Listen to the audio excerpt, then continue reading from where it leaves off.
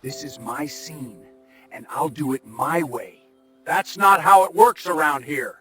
Before you watch this incredible true story about what happened on a Hollywood film set when one of the greatest directors in cinema history went too far, please hit that like button and subscribe to our channel. We share powerful stories about the golden age of Hollywood that remind us about integrity, loyalty, and standing up for what's right. These are the moments that shaped Hollywood history. Subscribe now and don't miss a single story. Let's begin. It was 1958 on the set of Rio Bravo, one of the most important westerns ever made. The film was being directed by Howard Hawks, one of the most legendary directors in cinema history. John Wayne, already an American icon, was the star, and Dean Martin, fresh off his successful split from comedy partner Jerry Lewis, was playing a supporting role. The day started like any other day on set. The sun was blazing over the outdoor location shoot in Arizona.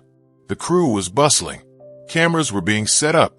Everything seemed normal. But by midday, something happened that would reveal the true character of the men involved and remind everyone on that set what it really meant to have principles. Director Howard Hawks, known for his demanding style and his ability to extract incredible performances from his actors, had taken things too far. The details of what happened that day would be whispered about in Hollywood circles for decades. But what mattered most wasn't what Hawks did. It was how one man responded. And that man was Dean Martin. In that moment, Dean Martin made a choice that would define not just the rest of that film, but his entire reputation in Hollywood. He proved that some lines should never be crossed, and that standing up for what's right is more important than any career opportunity. This is the story of how Dean Martin shut down one of Hollywood's most powerful directors. To understand what happened on the set of Rio Bravo, you need to understand the three men involved and the world they lived in. Howard Hawks was a towering figure in American cinema. He directed some of the greatest films ever made: Scarface, Bringing Up Baby, His Girl Friday, The Big Sleep. He was famous, or infamous, for his intense, demanding directing style. He believed that if you pushed actors hard enough, if you made them uncomfortable enough, they'd give you the best performances of their careers. By 1958, Hawks was in his 60s and considered himself an unquestionable authority on film. He'd been directing for nearly 40 years. He'd worked with everyone worth working with. He believed that his way was the only way to make great art. More than that, Hawks believed that he deserved complete obedience from everyone on his set. Actors, crew members, producers, they all had to follow his vision exactly. If they questioned him, if they pushed back, if they suggested alternatives, they were in his way. John Wayne was America's biggest movie star. He was 6 feet 4 inches tall, muscular, commanding. He had presence. He had talent. He'd built a career playing strong men, men of principle, men who stood up for what was right. Off-screen, Wayne was known as someone who actually believed in the characters he played. He was deeply patriotic, deeply moral, deeply committed to the idea of American values. Wayne had worked with many directors, but he was accustomed to being treated with respect. He was the biggest star in Hollywood. Other directors deferred to him. They consulted with him. They understood that without John Wayne, their film would not be a success. But Howard Hawks wasn't the kind of director to defer to anyone. Dean Martin was the wild card. At 30 years old, he was still relatively new to acting, having primarily been known as an entertainer and half of the comedy duo with Jerry Lewis. He'd recently broken up with Lewis and was trying to prove himself as a serious actor in films. The role in Rio Bravo was important to him. It was a chance to work with John Wayne and one of the greatest directors in cinema. But it also meant he was the junior member of this trio. He wasn't the star. He wasn't the director. He was the supporting player. And that's what made his later actions so meaningful. On the morning of the day in question, Hawks had called for a particular scene to be shot. It was an intense scene involving John Wayne, a confrontation between his character and another character played by a younger actor. The scene was emotionally demanding. It required authenticity. It required trust between the actors. Hawks had a reputation for doing something that was, even by the standards of the time, considered extreme. He would sometimes deliberately create conflict between actors to generate authentic tension in scenes.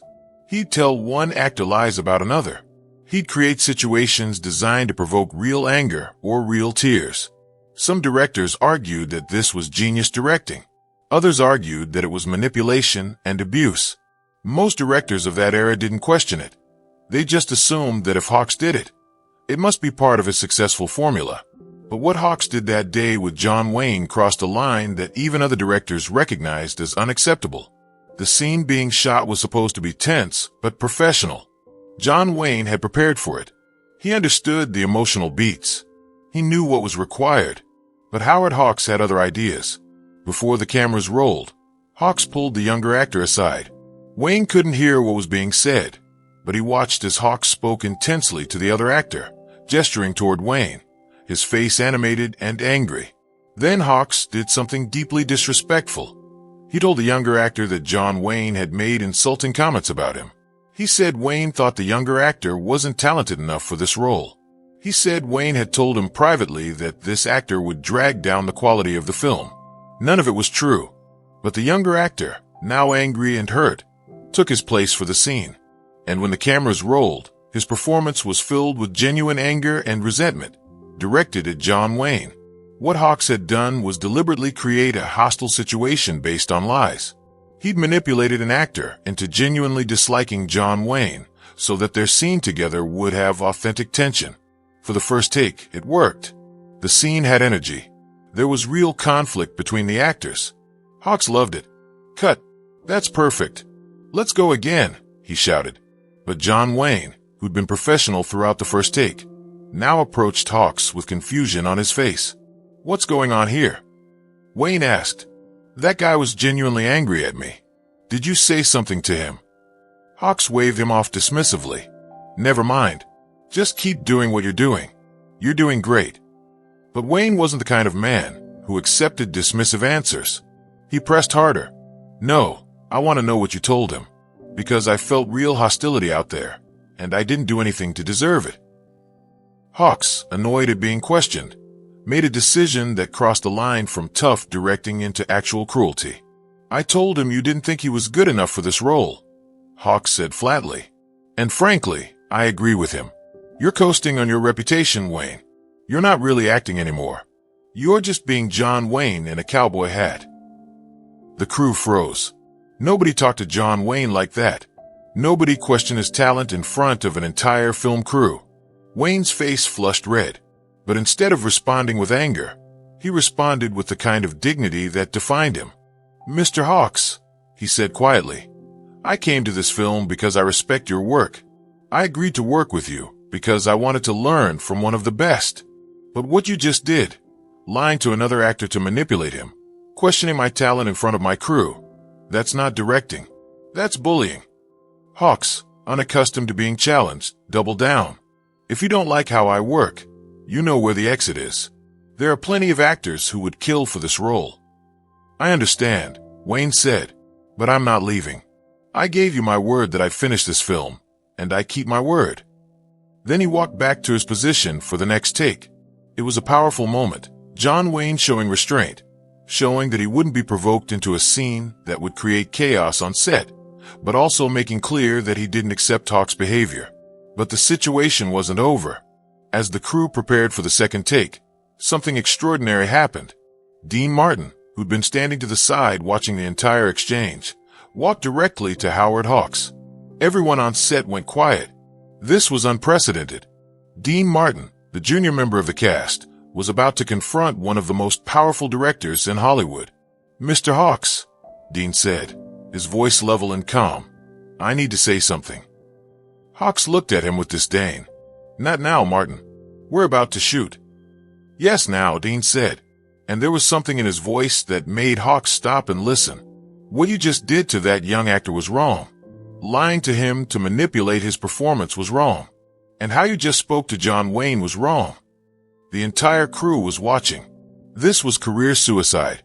Dean Martin was essentially telling one of the most powerful directors in Hollywood that he was behaving inappropriately. "I don't need a lecture from you," Hawks said coldly. "You're a supporting actor in my film. You don't tell me how to direct." "You're right," Dean agreed. "I'm a supporting actor, but I'm also a human being. And I know the difference between tough directing and cruel manipulation. This crossed that line. Dean paused, and then he said something that shocked everyone. And if you're going to lie to actors and bully them to get performances, then I'm done. I'm walking off this set right now, and I won't come back until you apologize to John and to that kid over there. You walk off this set, and you'll never work in this town again, Hawks said, his voice dripping with threat. Maybe, Dean said calmly, but at least I'll be able to look myself in the mirror. Can you? What happened next was something that almost nobody expected. John Wayne, who'd been preparing for the second take, put down his script and walked over to where Dean and Hawks were standing. Howard, Wayne said, Dean's right. And if he walks, I walk too. The power dynamic on set shifted instantly. Without John Wayne, without the star, the entire film would collapse. Production would shut down. Millions of dollars would be lost. Hawks' authority, which had seemed absolute just moments before, was suddenly fragile. Hawks looked between the two of them, his face dark with rage. For a moment, it seemed like he might double down, might threaten them both, might try to assert control. But he didn't, because he understood, finally, that he'd overstepped, that what he'd done was wrong, and that if he pushed further, both his star and the supporting actor would walk away, and the industry would remember him as the director who bullied his actors. Fine, Hawks said coldly. Everyone take a break. We'll resume in 30 minutes. Then he walked away. In the 15 minutes that followed, something remarkable happened. The younger actor, hearing that Dean Martin had confronted Hawks on his behalf, approached them both. I heard what happened, the younger actor said to Dean. I heard what you did. Thank you. What Hawks did was wrong, Dean said simply. You have nothing to be ashamed of. Your anger in that first take was real because Hawks created a real situation. That's not your fault. John Wayne put a hand on the younger actor's shoulder. You did good work out there. Don't let this change how you feel about yourself as an actor. When Hawks returned after his break, he was different. Still stern, still demanding, but without the cruelty. He worked with a businesslike professionalism, and he never again attempted to manipulate his actors through deliberate lies and bullying. The film was completed. Rio Bravo became one of the great westerns, a classic of cinema. John Wayne received praise for his performance. The younger actor went on to have a successful career, and Dean Martin had established himself as an actor with integrity. But more than that, Dean Martin had done something that would define his legacy for the rest of his life. What made Dean Martin's action that day so important wasn't just that he stood up to a powerful director. It was that he did it knowing the personal cost. He knew that his career was on the line. He knew that Hawks could make sure he never worked again. He knew that the studio would side with Hawks, that producers would choose the famous director over the supporting actor. And he did it anyway. In the years that followed, Dean Martin would tell this story to young actors. He would use it as an example of what it meant to have principles. He would say things like, your career isn't worth anything if you have to compromise who you are to keep it. More importantly, the story spread through Hollywood. Other directors heard what had happened. Other actors heard. And the message was clear. Dean Martin was someone who had integrity. He was someone who would stand up for what was right, even against the most powerful figures in the industry. Ironically, this incident actually helped Dean Martin's career.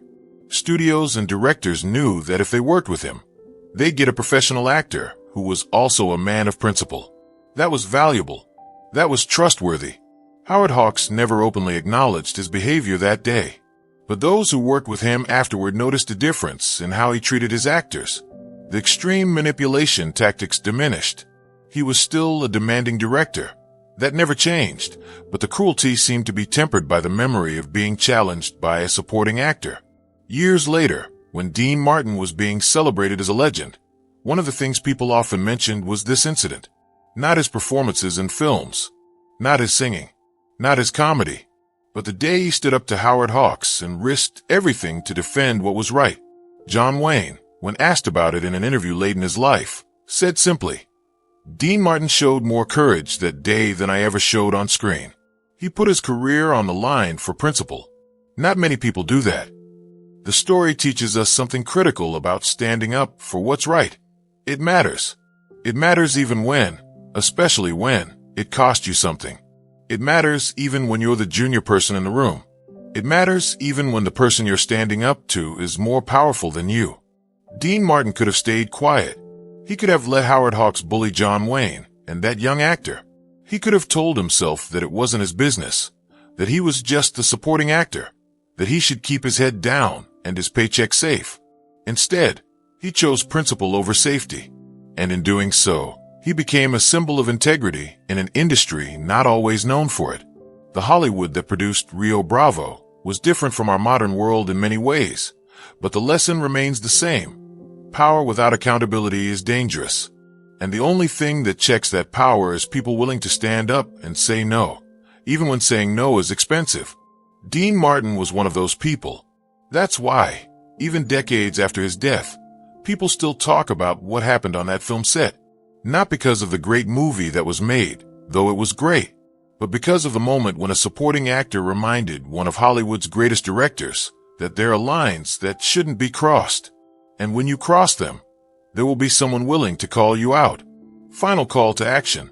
If this story about courage, integrity, and standing up for what's right moved you, please hit that like button and subscribe to our channel. We're dedicated to sharing stories from Hollywood's golden age that remind us what real character looks like. The moments when ordinary people stood up against powerful people and said no to bullying and manipulation. These are the stories that shaped not just Hollywood, but our entire culture. Subscribe now, ring that notification bell, and don't miss our next incredible story.